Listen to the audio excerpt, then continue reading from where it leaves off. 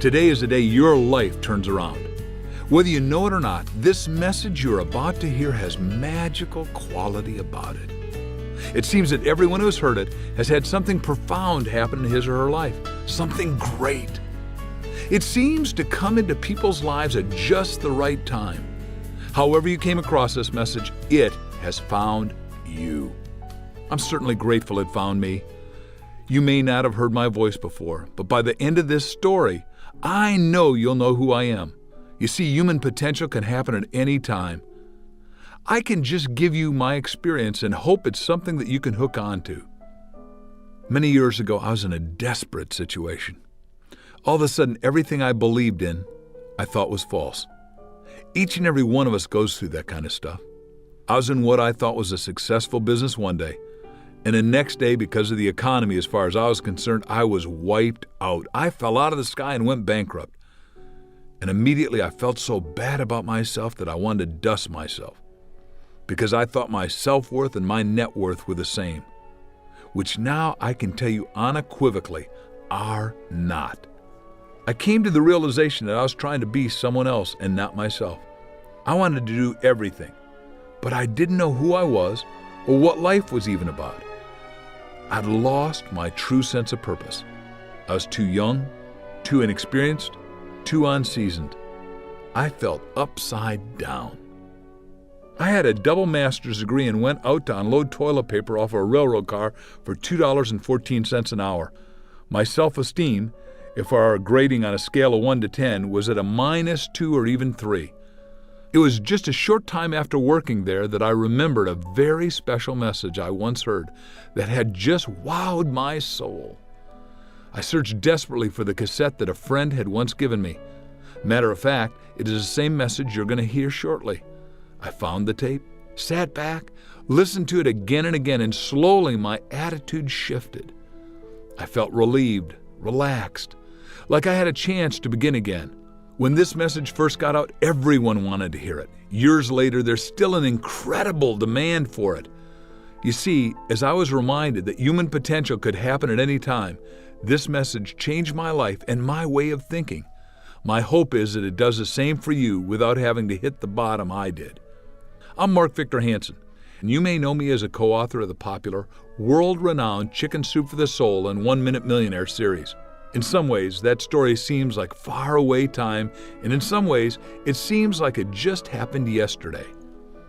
As I was at my desk today, I contemplated the new, exciting, and sometimes scary lifestyle revolution of which we are a part. Daily, I'm told by people how their life is ever-changing and how unpredictable it is for them. Indeed, we find ourselves living much differently than the past generations. We live longer. We experience much, much more of what life has to offer. Major changes have occurred, like how we raise our children versus how we were raised, how we care for and nourish ourselves, how to develop our career path, and due to corporate downsizing, restructuring, and mergers, we have to adjust, often changing careers 3 or 4 times during our life. Sometimes we even make this change because our interests change. It seems everything from relationships to home life, to our need for new skill development, our search for spirituality, and even our retirement brings on changes that create anxiety and, more positively stated, excitement in our lives. So I thought for a while, what advice could I give someone? How could I help them? Where could they turn? What should they do? And then it came to me. I recalled the message that for decades has held the secret of transforming life itself. It was delivered by the Dean of Personal Development, Earl Nightingale. The message was called The Strangest Secret. Now, Earl was no ordinary man. Rather, he was a man of creative genius, a world-renowned author and speaker, a man with enormous scope and knowledge. He was literally a man who inspired everyone who came in contact with him. On December 7th, 1941, Earl was at Pearl Harbor, in a lookout tower on a battleship Arizona. 1,000 men died in the Arizona. Earl was one of only 100 who survived. After the war, Earl worked in the radio industry in both Phoenix and Chicago. He also owned his own insurance business. In 1956, he recorded a message for his insurance sales force. That message, The Strangest Secret, is what has become one of the most famous recordings ever made. The Strangest Secret has sold millions of copies and is the only gold record ever achieved within a spoken word industry. Its message is simple yet profound and powerful. The Strangest Secret inspired so many people throughout the world that it is actually credited for launching the spoken word industry. For the next few moments, I invite you to sit back and relax. However, be prepared to have something deep inside of you get exposed, stirred, enriched. This could be the discovery that enables you to do literally everything and anything you wish to do smoothly and creatively for the rest of your life. Over the years, this discovery has been shared with anyone who would listen, and tremendous transformations have taken place for those who have followed the simple steps contained within this 30-minute message. Men and women who worked in companies rose to positions of senior management, becoming presidents and CEOs. People in politics have won elections. Salespeople have earned record-breaking commissions. Self-employed professionals and consultants attracted new clients and increased their incomes. Business owners saw their businesses and profits rise. People who were stuck in a wrong job have found their true calling. Those who dreamt of being their own boss discovered the springboard that led to their success. But the position, money, and visible signs of success were only a small part of what these people really gained. Now you will make alike discoveries as Earl Nightingale uncovers the strangest secret in the world for you too. His message is as valuable and pertinent today as it has ever been. For all of you who follow it, be prepared to leap to the top, and we'll see you there. Now here is my friend, Earl Nightingale. I'd like to tell you about the strangest secret in the world. Some years ago, the late Nobel Prize-winning Dr. Albert Schweitzer was being interviewed in London, and a reporter asked him, "Doctor, what's wrong with men today?" And the great doctor was silent a moment, and then he said, "Men simply don't think." It's about this that I want to talk with you. We live today in a golden age. This is an era that man has looked forward to, dreamed of, and worked toward for thousands of years. But since it's here, we pretty well take it for granted. We in America are particularly fortunate to live in the richest land that ever existed on the face of the earth, a land of abundant opportunity for everyone. But do you know what happens? Well, let's take 100 men who start even at the age of 25. Do you have any idea what will happen to those men by the time they're 65? These 100 men who all start even at the age of 25 believe they're going to be successful. If you ask any one of these men if he wanted to be a success, he'd tell you he did. And you'd notice that he was eager toward life, that there was a certain sparkle to his eye, an erectness to his carriage, and life seemed like a pretty interesting adventure to him. But by the time they're 65, 1 will be rich. 4 will be financially independent. 5 will still be working.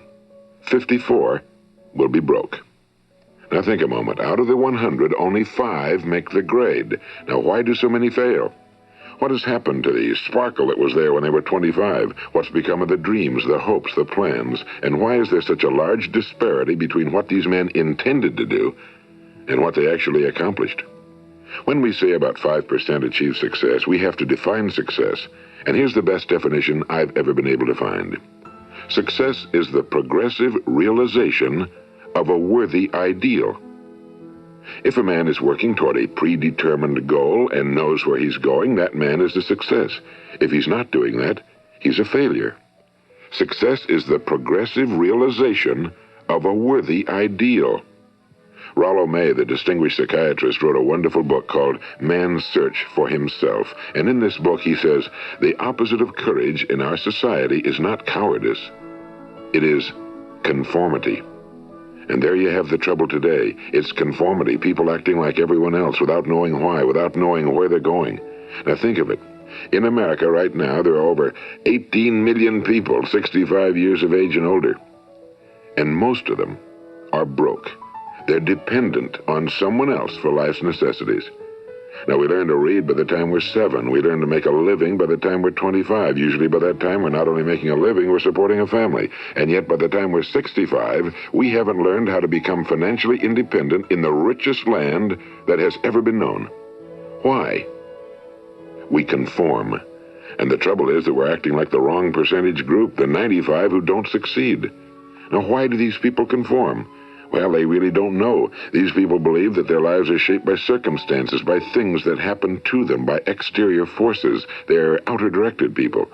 A survey was made one time that covered a lot of men, working men, and these men were asked, "Why do you work? Why do you get up in the morning?" 19 out of 20 had no idea. If you ask them, they'll say, well, everyone goes to work in the morning, and that's the reason they do it, because everyone else is doing it. Now let's get back to our definition of success. Who succeeds? The only person who succeeds is the person who is progressively realizing a worthy ideal.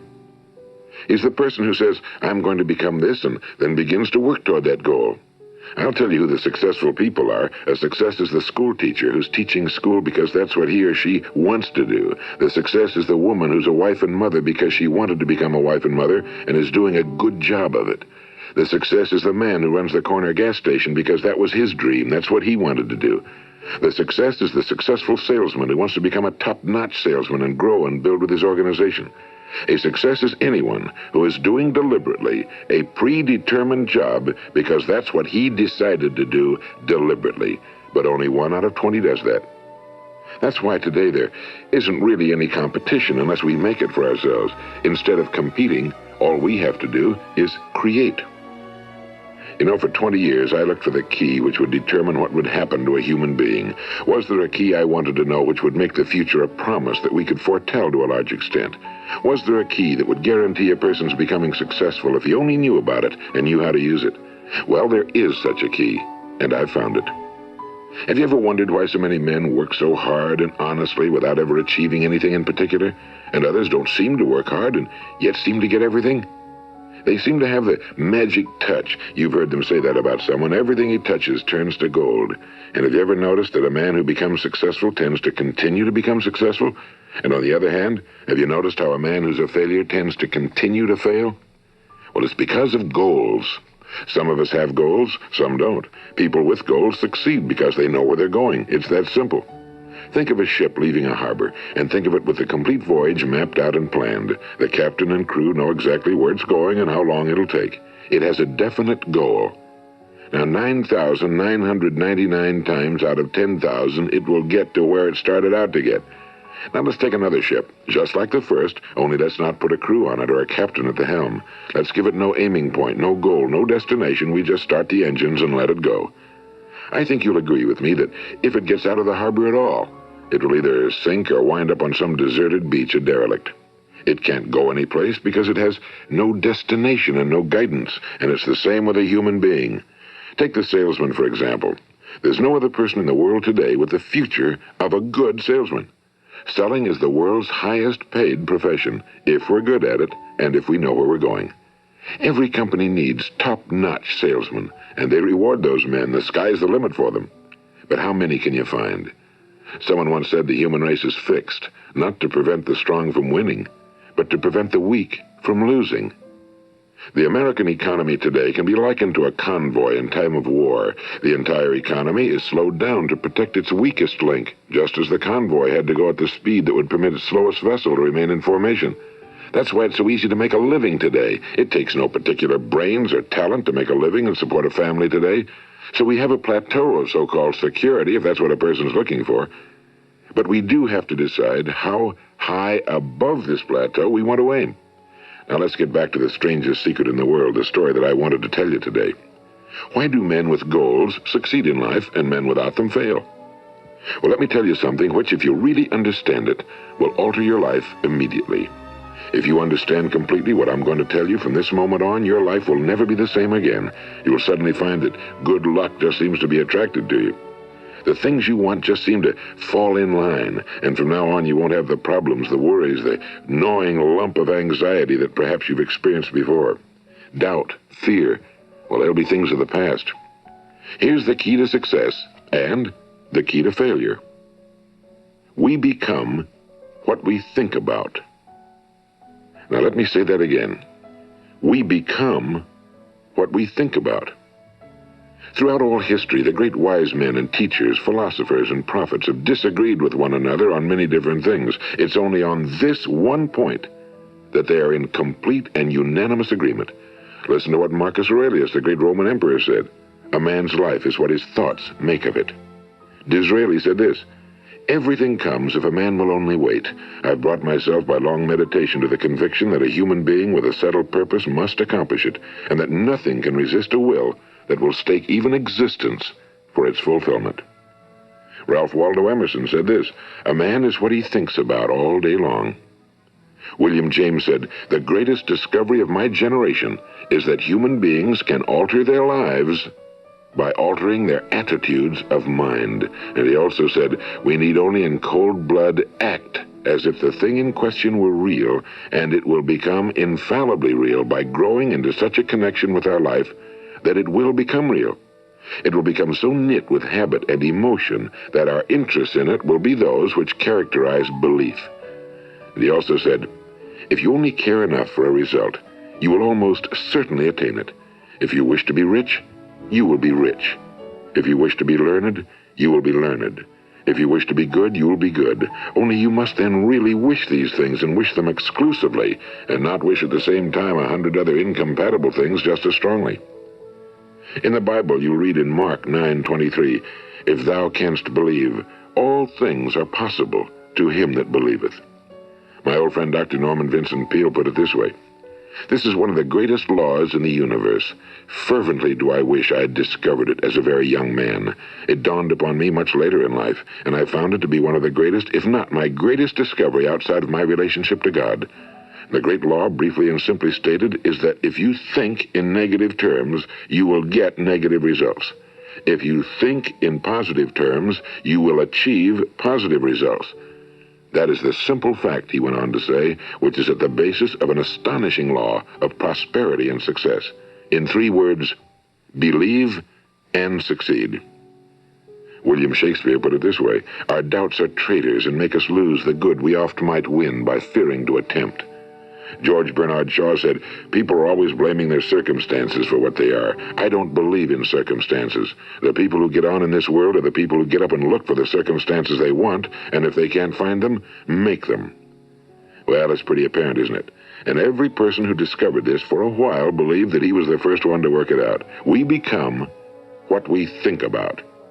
Now, it stands to reason that a person who's thinking about a concrete and worthwhile goal is going to reach it, because that's what he's thinking about, and we become what we think about. Conversely, the man who has no goal, who doesn't know where he's going, and whose thoughts must therefore be thoughts of confusion and anxiety and fear and worry, becomes what he thinks about. His life becomes one of frustration and fear and anxiety and worry. And if he thinks about nothing, he becomes nothing. Now, how does it work? Why do we become what we think about? Well, I'll tell you how it works as far as we know. Now, to do this, I want to tell you about a situation that parallels the human mind.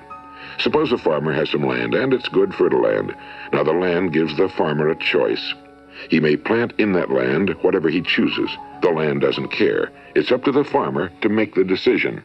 Now, remember, we're comparing the human mind with the land because the mind, like the land, doesn't care what you plant in it. It will return what you plant, but it doesn't care what you plant. Now, let's say that the farmer has 2 seeds in his hand. One is a seed of corn. The other is nightshade, a deadly poison. He digs 2 little holes in the earth, and he plants both seeds, one corn, the other nightshade. He covers up the holes, waters, and takes care of the land, and what will happen?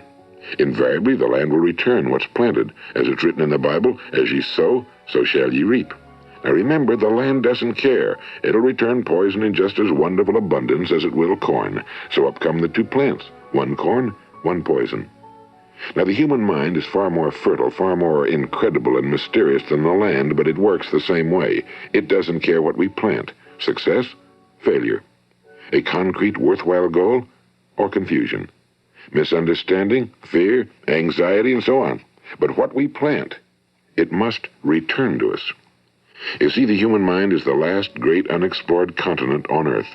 It contains riches beyond our wildest dreams. It will return anything we want to plant. Now, you might say, well, if that's true, why don't people use their minds more? Well, I think they figured out an answer to that one, too. Our mind comes as standard equipment at birth. It's free, and things that are given to us for nothing we place little value on. Things that we pay money for, we value. The paradox is that exactly the reverse is true. Everything that's really worthwhile in life came to us free. Our minds, our souls, our bodies, our hopes, our dreams, our ambitions, our intelligence, our love of family and children and friends and country, All these priceless possessions are free. But the things that cost us money are actually very cheap and can be replaced at any time. A good man can be completely wiped out and make another fortune. He can do that several times.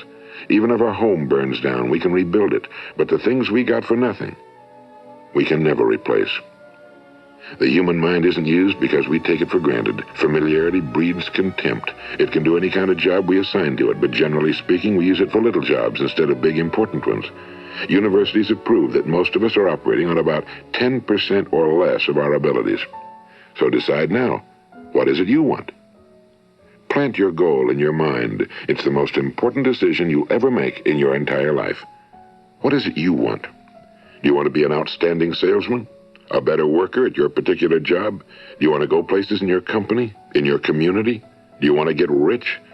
All you've got to do is plant that seed in your mind, care for it, work steadily toward your goal, and it will become a reality. It not only will, there's no way that it cannot. You see, that's a law, like the laws of Sir Isaac Newton, the laws of gravity. If you get on top of a building and jump off, you'll always go down. You'll never go up, and it's the same with all the other laws of nature. They always work. They're inflexible. Think about your goal in a relaxed, positive way. Picture yourself in your mind's eye as having already achieved this goal. See yourself doing the things you will be doing when you've reached your goal. Ours has been called the phenobarbital age, the age of ulcers and nervous breakdowns and tranquilizers. At a time when medical research has raised us to a new plateau of good health and longevity, far too many of us worry ourselves into an early grave trying to cope with things in our own little personal ways without learning a few great laws that will take care of everything for us. These things we bring on ourselves through our habitual way of thinking. Every one of us is the sum total of his own thoughts. He is where he is because that's exactly where he really wants to be, whether he'll admit that or not. Each of us must live off the fruit of his thoughts in the future, because what you think today and tomorrow, next month and next year, will mold your life and determine your future. You're guided by your mind. I remember one time I was driving through eastern Arizona and I saw one of those giant earth-moving machines roaring along the road at about 35 miles an hour with what looked like 30 tons of dirt in it. A tremendous, incredible machine. And there was a little man perched way up on top with the wheel in his hands guiding it. And as I drove along, I was struck by the similarity of that machine to the human mind. Just suppose you're sitting at the controls of such a vast source of energy. Are you going to sit back and fold your arms and let it run itself into a ditch? Or are you going to keep both hands firmly on the wheel and control and direct this power to a specific, worthwhile purpose? It's up to you. You're in the driver's seat. You see, the very law that gives us success is a two-edged sword. We must control our thinking. The same rule that can lead a man to a life of success, wealth, happiness, and all the things he ever dreamed of for himself and his family. That very same law can lead him into the gutter. It's all in how he uses it, for good or for bad. This is the strangest secret in the world. Now, why do I say it's strange, and why do I call it a secret? Actually, it isn't a secret at all. It was first promulgated by some of the earliest wise men, and it appears again and again throughout the Bible, but very few people have learned it, understand it. That's why it's strange, and why for some equally strange reason it virtually remains a secret. I believe that you could go out and walk down the main street of your town and ask one man after another what the secret of success is, and you probably wouldn't run into one man in a month who could tell you. Now, this information is enormously valuable to us if we really understand it and apply it. It's valuable to us not only for our own lives, but the lives of those around us, our families, employees, associates, and friends. Life should be an exciting adventure. It should never be a bore. A man should live fully, be alive. He should be glad to get out of bed in the morning. He should be doing a job he likes to do because he does it well. One time I heard Grove Patterson, the great late editor-in-chief of the Toledo Daily Blade, make a speech, and as he concluded his speech, he said something I've never forgotten. He said, "My years in the newspaper business have convinced me of several things. Among them, that people are basically good, and that we came from someplace and we're going someplace. So we should make our time here an exciting adventure. The architect of the universe didn't build a stairway leading nowhere." And the greatest teacher of all, the carpenter from the plains of Galilee, gave us the secret time and time again. As ye believe, so shall it be done unto you.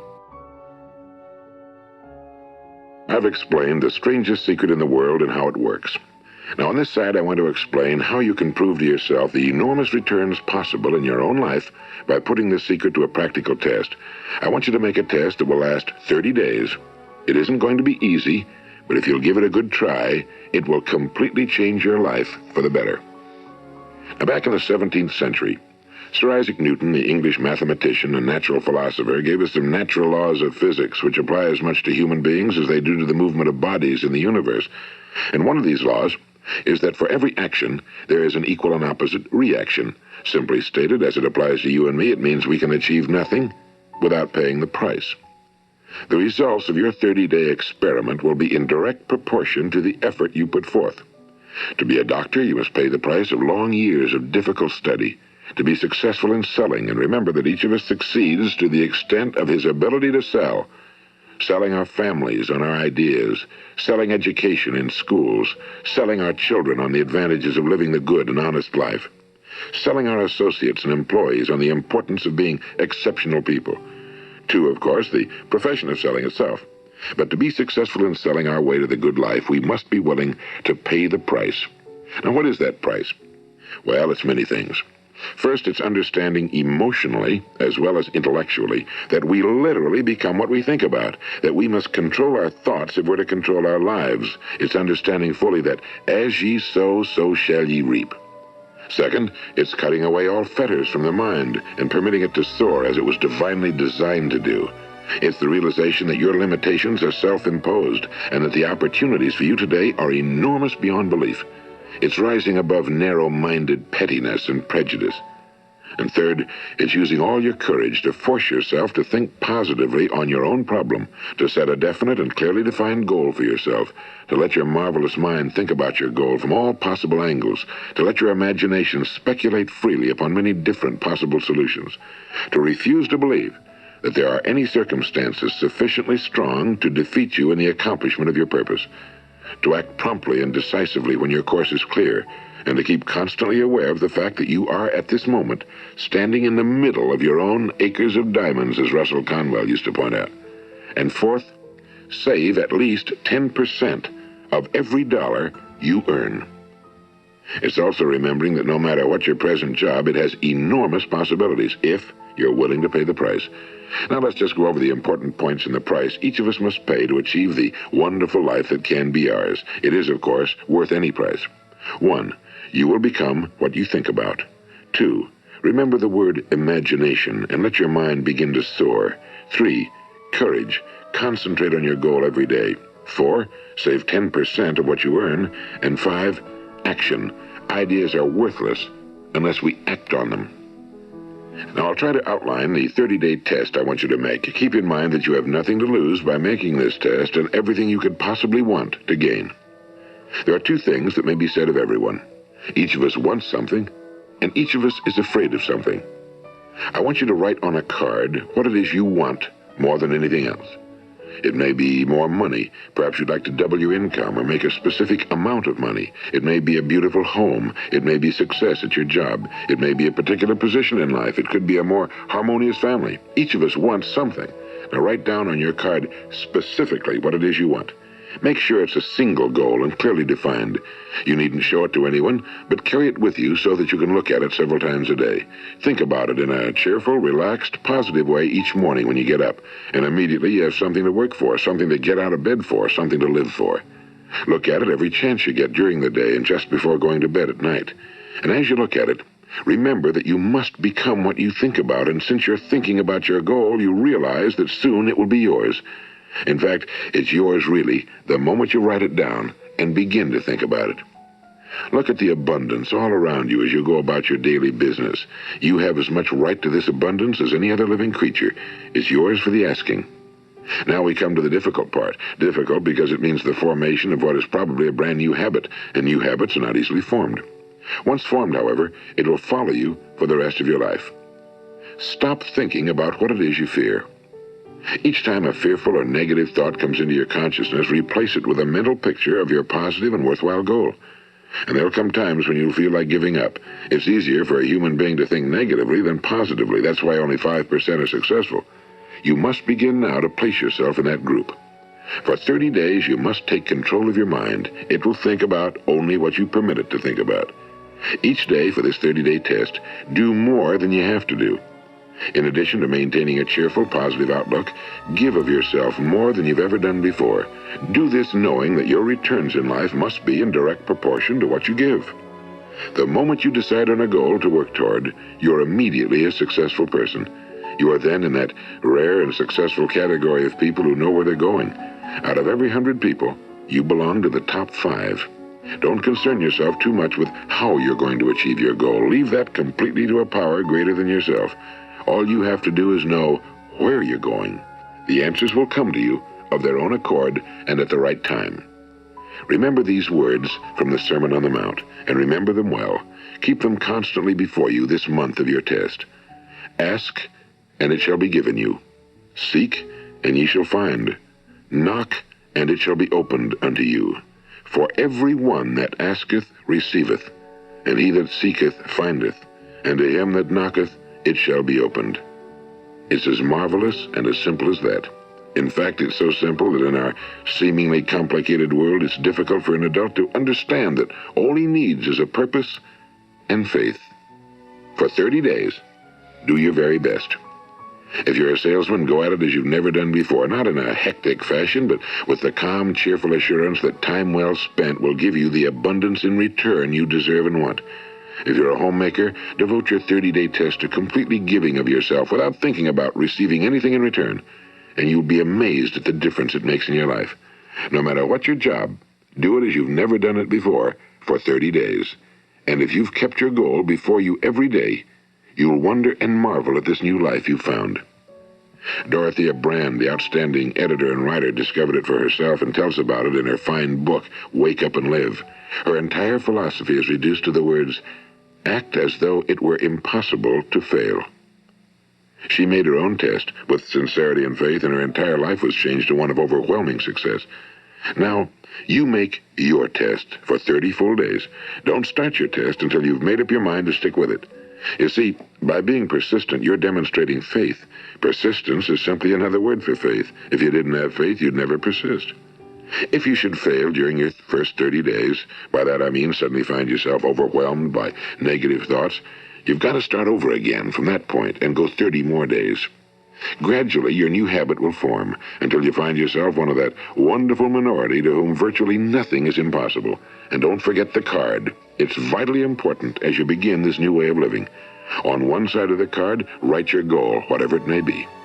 On the other side, write the words we've quoted from the Sermon on the Mount. Ask, and it shall be given you. Seek, and ye shall find. Knock, and it shall be opened unto you.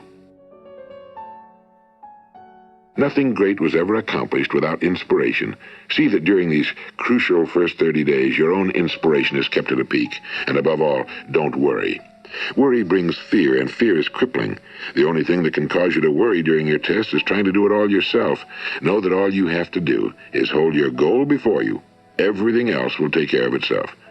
Remember also to keep calm and cheerful. Don't let petty things annoy you and get you off course. Now, since making this test is difficult, some will say, why should I bother? Well, look at the alternative. No one wants to be a failure. No one really wants to be a mediocre individual. No one wants a life constantly filled with worry and fear and frustration. Therefore, remember that you must reap that which you sow. If you sow negative thoughts, your life will be filled with negative things. If you sow positive thoughts, your life will be cheerful, successful, and positive. Now, gradually, you will have a tendency to forget what you've heard on this recording. Play it often. Keep reminding yourself of what you must do to form this new habit. Gather your whole family around at regular intervals and listen to what's been said here. You know, most men will tell you that they want to make money without understanding the law. The only people who make money work in a mint. The rest of us must earn money. This is what causes those who keep looking for something for nothing or a free ride to fail in life. The only way to earn money is by providing people with services or products which are needed and useful. We exchange our time and our product or service for the other man's money. Therefore, the law is that our financial return will be in direct proportion to our service.